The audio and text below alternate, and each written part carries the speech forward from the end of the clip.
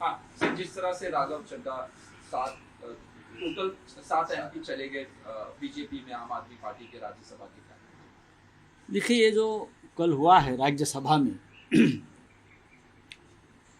7 सांसद राज्यसभा से, खास करके वो सांसद है पंजाब से, पंजाब विधानसभा से वो राज्यसभा में आ गए। राघव चड्ढा है उसमें, संदीप मित्तल है, संदीप पाठक है, और भी नाम है कुछ। भारतीय जनता पार्टी जो राजनीति कर रही है वो सबको मालूम है। उनकी राजनीति एक ही शब्द है, उसमें हम उसको कहते हैं निर्लज्ज, लज्जा नहीं है। लेकिन ये जो लोग हैं राघव चड्ढा जैसे, जो हमारे मित्र भी रहे, कल तक राघव जी खुलेआम बोलते थे भारतीय जनता पार्टी गुंडों की पार्टी है, गुंड और भ्रष्ट लोगों की पार्टी है। ये राघव चड्ढा भी बोलते थे, संदीप मित्तल जी भी बोलते थे, संदीप पाठक भी बोल रहे थे, और ये सभी लोग अचानक होलसेल में गुंडों की पार्टी में चले गए, भ्रष्ट लोगों की पार्टी में चले गए। मुझे अफसोस था जब संदीप मित्तल जी को राघव चड्ढा की जगह पर पार्टी का उपनेता बनाया राज्यसभा में, तब वो बहुत खुश थे, खुश दिखते थे। अचानक उनके संस्थान के ऊपर ईडी की रेड्स हो गई, धुआंधार रेड चली 2-3 दिन। अब संदीप मित्तल भी डर के मारे बीजेपी में चले गए। क्या कर सकते आप इस राजनीति को? क्या है भारतीय जनता पार्टी? महाभारत में एक राक्षस है, उसका नाम है बकासुर। उनकी जो भूख है कभी मिटती ही नहीं, उसका पेट कभी भरता ही नहीं। बकासुर नाम का एक पात्र है जो राक्षस है। ये बकासुरों की पार्टी बन गई है, कुछ भी खा लेते हैं। ऐसे लोगों को आपने, बीजेपी ने आपके ये सांसदों के ऊपर भी क्या क्या टिप्पणी की है। हाँ, आप ढोंगी है, आप ये है, आप वो। अब आपके वॉशिंग मशीन में आने से ये सब धुल जाएगी, जैसे हमारे पार्टी का हो गया, एनसीपी का हो गया, और पार्टी का हो गया। प्रेसिडेंट ट्रंप ने जो कहा है कि भारत एक नरक राष्ट्र है, नरक क्या है ये बीजेपी बार बार दिखा रही है। ये नरक है, हमने इस देश को नरक बनाया है, राजनीति का, सामाजिक क्षेत्र का। तो प्रेसिडेंट ट्रंप पहली बार सच बोल रहा था कि भारत को ये लोगों ने नरक बनाया है। और उस नरक वाली पार्टी में राघव चड्ढा जैसे 7 लोग चले गए। हमें उसका कोई दुख नहीं है, उनको जल्दी पता चलेगा नरक में क्या है।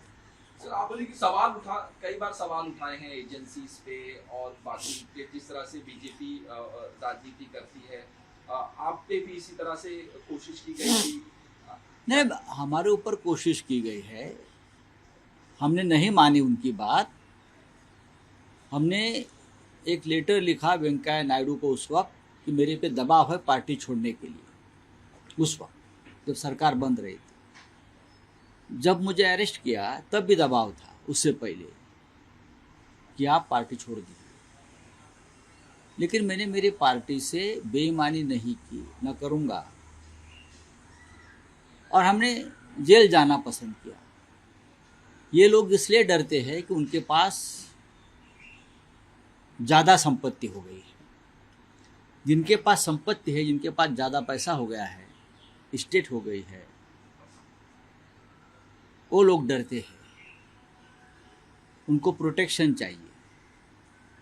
अब ये लोग तो सब वाइट कॉलर लोग हैं, हम सड़क के लोग हैं, हमारे क्या उखाड़ेंगे। वापस जेल में डालना है तो डाल दीजिए, उसमें क्या है। लेकिन ये ठीक नहीं है देश के लिए। देश में गंदगी ज़्यादा फैला रहे हैं और हमारा चुनाव आयोग एक कचरे का डिब्बा बन गया है। तो विपक्ष कमजोर हो रहा है कि नहीं, विपक्ष कभी कमज़ोर नहीं होगा। ये जो 6-7 लोग चले गए हैं, ये कोई पब्लिक फिगर नहीं है, ये सोशल मीडिया के पेज 3 के नेता है मैक्सिमम उनमें से। आपने देखा होगा कि भारतीय जनता आप पार्टी के और एक सांसद है, वो संत है, उसका नाम मैं अभी याद आता है, आप पंजाब से आए, वो संत है, वो पर्यावरण क्षेत्र में काम कर रहे हैं, संत है, और हमारे राज्यसभा के सदस्य हैं। उनके ऊपर भी दबाव डाला कि आप भी उनके साथ पार्टी छोड़िए, लेकिन उस सांसद साहब ने पार्टी छोड़ने से इनकार कर दिया, नहीं, जिस पार्टी के साथ मैं आया हूँ उस पार्टी के साथ ही मैं रहूँगा। ऐसे भी लोग राजनीति में और पार्लियामेंट में है, तो डरने की बात नहीं है। जैसे हम कहते हैं कि इस प्रकार की गंदगी और किसी पार्टी से बीजेपी में जाती है, तो बीजेपी का जो डंपिंग ग्राउंड हो गया है, वो डंपिंग ग्राउंड होने दो। तो पंजाब में जो विधायक है उनको भी तोड़ने की कोशिश की जा रही है। देखिए, सबको तोड़ने की कोशिश करेगी भारतीय जनता पार्टी को। मैंने कहा वो बकासुर है, बकासुर। बकासुर ने जो पुनर्जन्म लिया है बकासुर ने, वो पुनर्जन्म का नाम है भारतीय जनता पार्टी। उसको खाओ, उसको तोड़ो, उसको अंदर डाल दो, ये चलता रहेगा उनका, लेकिन बकासुर का भी अंत हो गया। तो इलेक्शन कमीशन या सुप्रीम कोर्ट कहाँ पे सुनवाई नहीं हो रही आप लोगों की? हो जाएगी सुनवाई हो जाएगी। अब एक तारीख दिया है 29 को अगर सुनवाई नहीं होती है तो हमारी भूमिका स्पष्ट करेंगे। हमारी भी कोई स्ट्रैटेजी है और रहेगी।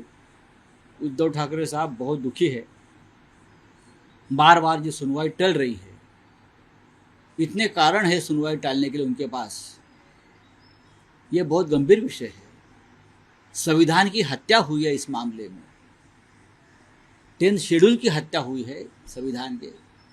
फिर भी अगर हमारे chief justice of India K pass time नहीं है बात सुनने के लिए सालों साल से, तो क्या हम बागेश्वर बाबा के धाम में जाकर निर्णय लेना चाहिए?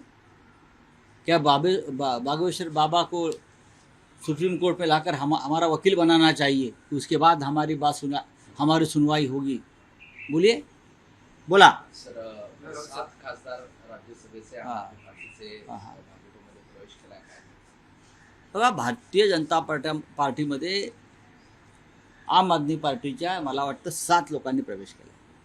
त्यात राघव चड्डा, स्वाती मालीवाल, हे 2 लोक पक्षापासून आधीच तुटलेले होते। तिसरे माझ्या माहितीप्रमाणे मित्तल आहेत, संदीप, त्यांच्यावर 4 दिवसापासून ईडीच्या धाडी पडतायत। उद्योगपती आहेत, त्यांच्या शैक्षणिक संस्था आहेत, धाडी पडल्या, पळून गेले। पाठक आहेत, त्यांच्यावरती काही कारवाई ईडीने सुरू केली, ते पळून गेले। शेवटी भारतीय जनता पक्ष याच पद्धतीनं आपली भूक भागवतो, आपला पक्ष वाढवतो। सातत्यानं राघव चड्डा यांचं जर आपण भाषणं किंवा मुलाखती ऐकल्यात संसदेत, त्यांचं म्हणणं आहे राघव चड्डांचं की भारतीय जनता पार्टी हा एक गुंडांचा पक्ष आहे।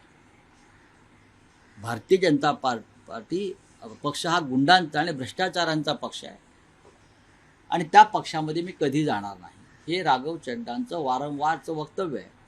मग भारतीय जनता पार्टी जो गुंडांचा पक्ष होता, मग आता पवित्र झाला आणि ज्याने तुम्हाला गुंडांचा पक्ष म्हणाले राघव चड्डा, तर राघव चड्डाला घेऊन काय तुम्ही काय त्याला वॉशिंग मशीनमध्ये टाकलं?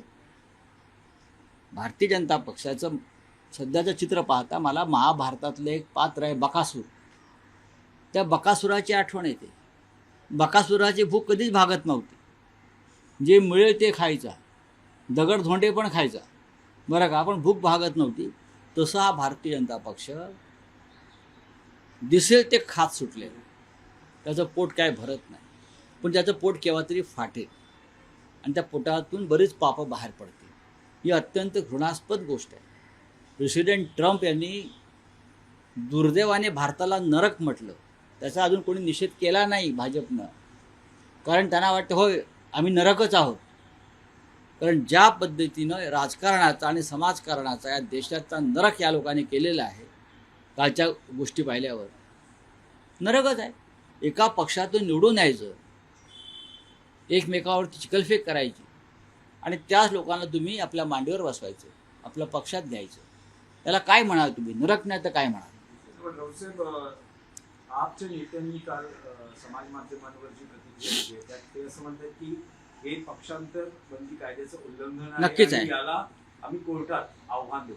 कारण जो मागचा इतिहास पाहता किंवा मागचा म्हणजे शिवसेनेचा इतिहास. शिवसेना आणि एनसीपी दोन्हीच्या बाबतीत वाटतं काही कोर्टामध्ये हे प्रकरण केलं? या क्षणी निवडणूक आयोग आणि सर्वोच्च न्यायालय यांच्याकडून न्यायाची अपेक्षा करता येत नाही या क्षणी.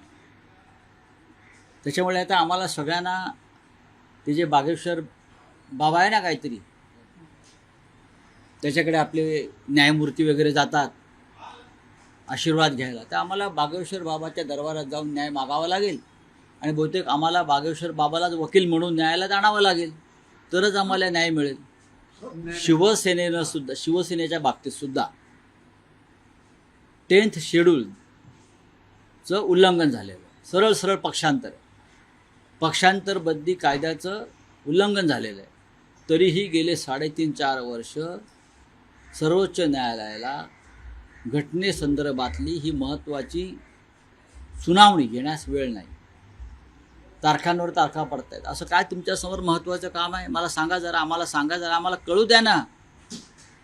असं काय काम तुमच्यासमोर आहे की हिंदुस्थानच्या घटनेची हत्या केली राज्यकर्त्याने आणि तुम्ही घटनेचे रखवालदार आणि चौकीदार आहात, हां, तरी तुम्ही आमचं म्हणणं ऐकायला तयार नाही, तारखा देत आहे.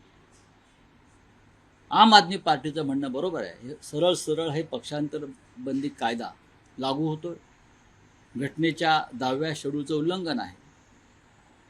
आज जर न्यायालय आमचं ऐकत नसेल याचा अर्थ आम्ही लढाई सोडायची का नाही? आमची लढाई चालू आहे. नाही, पण सर, 29 तारखेला सुनावणी आहे. आता म्हणालात की 29 तारखेला 29 सुनावणी तारखेच्या नाही झाली, सुनावणीच्या तर वेळेस तुमच्याकडे आहे. काहीतरी विशेष स्ट्रॅटेजी असतात का? तुम्ही आता नाही नेमकी नाही, strategy बघा, काय? माननीय उद्धव ठाकरे अत्यंत अस्वस्थ आहेत. वारंवार ते बोलत आहेत की आपल्याला काहीतरी एक भूमिका घ्यावी लागेल. पण आम्ही संयम ठेवला आहे. उद्धव ठाकरे साहेबांचा जो संयम आहे तो अत्यंत महत्त्वाचा आहे. त्यांनी अजूनही संयम राखलेला आहे या बाबतीमध्ये. पण संयमाचा केव्हा तरी स्फोट होईल असं मला त्यांच्याशी बोलताना वाटतं. नाही, पण रावसाहेब, आता एक असा मुद्दा मांडला जातोय की आप म्हणजे दिल्लीमध्ये ऑपरेशन झाडू झालं, म्हणजे ऑपरेशन आप झालं. आता महाराष्ट्रातले 2 पक्ष रांगेत आहेत असं म्हटलं जात आहे, कारण अलीकडच्या काळात खूप चर्चा होत्या आणि कदाचित आता महाराष्ट्र रडारवर असेल. मग कोणाला तोडणार? शिवसेना, युबीटी आणि एनसीपी शरद का? पवार पक्ष. का दुसरे कोणी शिल्लक नाहीत का? एकनाथ शिंदेचा पक्ष नाही आहे का? किंवा अजित पवारांचा पक्ष नाही आहे का? ते तर त्यांच्यावर नाही, सत्तेत बघा सहभागी आहेत. बघा, NDA आहे. आमचा विनयभंग करून झालेला आहे. त्यातून आम्ही उभे राहिलेलो आहोत. कळलं? आम्ही आहोत ना याच्यामध्ये. आता खरात बाबाचे 2 पक्ष आहेत, तर त्यांनी सांभाळावं स्वतः. आम्ही आगीतून फुपाट्यातून बाहेर पडलेलो आहोत, चटके सोसलेले आहेत, आम्ही त्यातून उभे राहिलो. वारंवार तुम्ही आमचेच फुटणार, तर दुसरं कोणी नाही का? बकासूर आहेत, कोणालाही खाऊ शकतात. रावसाहेब, तुमचं म्हणणं आहे की ते स्वकीयांनाच टार्गेट करणार आहे, पुढचं ऑपरेशन त्यांचं? मी वारंवार सांगितलेलं आहे. राष्ट्रवादी काँग्रेस अजित पवारांचे आणि एकनाथ शिंदेचे किती आमदार भविष्यात फुटतात ते पहा तुम्ही. रावसाहेब, एक विधान परिषदेसंदर्भातला विषय आहे. असं म्हटलं जातं आहे की परवा रात्री मुख्यमंत्री देवेंद्र फडणवीस आणि उद्धव ठाकरे यांच्यात काही फोनवर बोलणं झालं. मुख्यमंत्र्यांचाही आग्रह आहे की उद्धव ठाकरेंनी निवडणुकीच्या रिंगणात असावं, जेणेकरून ही बिनविरोध होईल आणि महाराष्ट्रात जे काही हॉर्स ट्रेडिंग होतं तर ते टाळता येऊ शकतं. अतिरिक्त उमेदवार नको, यासाठी मुख्यमंत्र्यांचेही प्रयत्न आहेत आणि त्या संदर्भात उद्धव ठाकरे घोडेबाजार कोण करतं? विरोधी पक्ष करत नाही ना.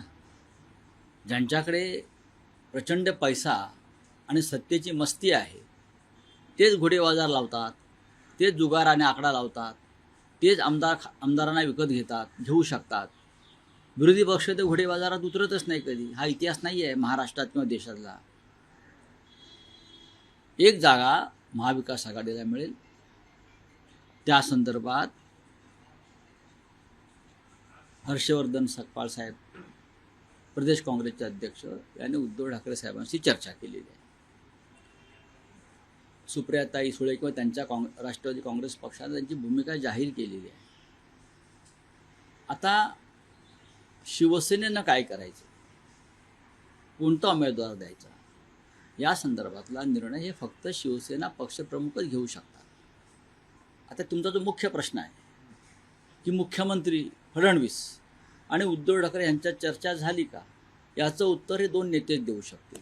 नाही, पण तुम्ही या सगळ्या घडामोडींमध्ये महत्वाचे नेते आहात. मग तुमच्यापर्यंत काय माहिती आहे? बघा, माझ्याकडे माहिती असली तरी मी तुम्हाला का सांगू. अजून बऱ्याच गोष्टी घडणार आहेत राजकारणात, मी का सांगू. आता कशा करता त्याच्यावरती पाणी ओतायचं. फेटाळतही नाही, चर्चा झाली. हा, बोला ना. काय नाही, एक आहे की हर्षवर्धन सपकाळ हे उद्धव ठाकरेंना मातोश्रीत भेटतात आणि तुमच्या पक्षाच्या नेत्या सुषमा अंधारे या हर्षवर्धन सपकाळांना भेटतात. विधान परिषदेच्या निवडणुकीच्या अनुषंगाने ते सगळे मला माहित उमेदवारी नाही त्याविषयी खरोखर माझ्याकडे माहिती नाही. उद्धव साहेबांना भेटायला सकपाळ आले एवढंच मला माहिती आहे. चला. बागेश्वर बाबांचा विषय आहे. बागेश्वर बाबा म्हणतात शिवरायांच्या बाबतीत बागेश्वर बाबांनी वादग्रस्त विधान केले. शिवराय हे रामदास स्वामींना म्हटले होते की मी आता युद्ध करून थकलो आहे, तुम्ही राजपाट सांभाळा. आणि त्यासोबत त्यांनी RSSच्या बाबतीतही वादग्रस्त मी विधान इतिहास तज्ज्ञ नाही आहे. आम्हाला शिवाजी महाराजांचा इतिहास जो माहिती आहे तेवढाच माहिती आहे. चार मुलं